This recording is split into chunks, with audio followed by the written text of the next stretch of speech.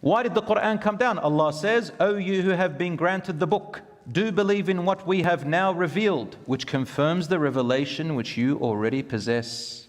Do this before we alter countenances, turning them backwards, or lay a curse upon them as we curse the Sabbath men. Bear in mind that Allah's command is done. Chapter 4, verse 47. What does it mean, which confirms the revelation which you already possess? I heard some Muslims, they say, the Quran came to confirm the Bible. So that means the Bible is true and the Quran is true and there's no difference. Wrong. There is a big difference. The Quran is coming to tell them about what they still possess of some of the truth that is still left behind of the Injil and the Torah, such as, for example, worshipping one God, not the Trinity.